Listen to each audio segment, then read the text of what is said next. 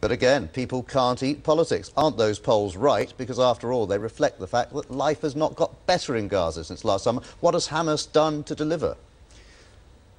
Life is very tough in the Gaza Strip, but there is more to life than eating and drinking. There is Can you tell that to a mother who's struggling to find food for their children? Of course, you only need to watch these mothers and these children and men speaking on various Arab satellite stations, including the Al-Aqsa satellite station that belongs to Hamas, where they insist, despite all the pain, they insist they have the right to defend themselves and that they were not going to give up. See, by denying people food, by denying them drink, by denying them a decent life, you cannot subjugate them and force them to become slaves. And we are not the only nation in the history of humanity that continue to insist on our freedom. The Vietnamese did it before, the South African people did it before, the French who liberated themselves from the Nazis did it before us, and we will one day a nation free from Zionism. But it's Hamas that is doing this. In the end, if Hamas renounced the armed struggle and started negotiations on the recognition of Israel, this would stop. People would have a better life immediately.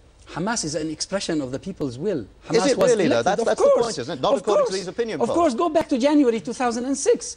Hamas was elected by the majority of the Palestinian people. Why do you think we had all these conspiracies, all these plots against Hamas? But the Hamas government didn't work well. The conditions worsened when it was in control in the West Bank, and conditions have worsened now since the violent takeover in Gaza. I bet you if the same pressure and the same sanctions were imposed on the United Kingdom, the United Kingdom government would find it difficult to operate. But you won't give up. You see, you don't give up because the Israelis and the Americans and some of those who work for them say to you, we are not going to accept this democratic choice. You have to fight for it. It's your freedom. It's your free choice. George Bush said just the other day, Hamas has delivered nothing but misery to the people of Gaza. He's right, isn't he? The misery came from George Bush. It's George Bush who did not recognize the democratic choice of the Palestinian people. A democratically elected president in the United States of America insists that a government elected by the people of Palestine that produces Hamas will not be recognized.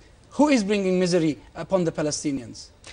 If the other Arab states won't help, is Hamas looking towards Iran? There have been lots of persistent reports that Iran is helping in Gaza.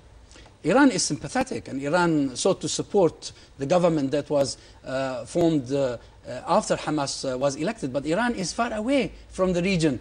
Help is needed from Egypt. Help is needed from Jordan. The immediate neighbors. These are the Arab immediate neighbors who can provide delivery or deliverance for the Palestinians. The head of the Israeli Security Service, Yuval Diskin, says that they've got evidence that Iranian specialists are inside Gaza helping to improve rocketry. That's why the rockets are flying further. They're also doing military training. It's an insult to the Palestinians to say that they need the Iranians or Iranian experts to be able to resist and to fight for their freedom. So it's not true? It's not true, of course it's Definitely not true, even though there are persistent reports. You see, the Israelis and the Americans seek to convince public opinion that there are two camps. On one camp, there are the Americans and the Israelis and the so-called moderates, and on the other side, there is Iran, Hezbollah, and Hamas. And that is simply for political reasons.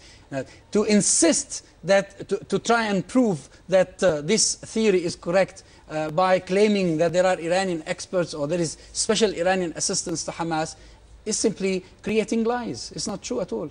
The Hamas leader, Khaled Mashal, who'll be in that meeting in Damascus that you're going to, has praised Iran's President Mahmoud Ahmadinejad. He praises him for the courage, I quote, in having dismissed the Nazi Holocaust, the murder of 6 million Jews, as a myth. Is that helpful?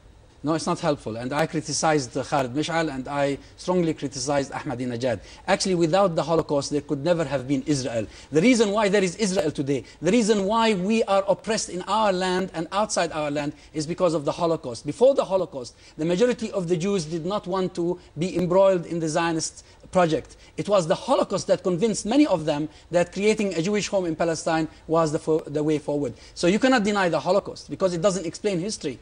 In November 2004, you told this programme, you told Hard Talk, you were prepared to be a suicide bomber if necessary. You said, sacrificing myself for Palestine was a noble cause. It's the straight way to pleasing my God. I'd do it if I had the opportunity. Is that still your view? Well, I'm glad that today in Palestine, these sort of operations are no longer necessary. The Palestinians have been able to develop new tactics and to be able to make use of whatever technology that is available to them. You see, the objective here... If it were necessary, though, would you still support that? The objective here is, of course, if it is... You see, If the Israelis are killing the Palestinians day and night, and if the hypocritic world community does not give a damn about Palestinian lives, the Palestinians have the right to respond to Israeli atrocities with whatever means that are available to them. You do it, if necessary. Luckily, I'm not in Palestine, but if I were in Palestine, and if I were subjected to the sort of oppression that the Israelis subject the Palestinians to, I'd resort to any means to liberate my people. Including blowing yourself up, including becoming a suicide bomber. I'd resort to any means in order to liberate my people.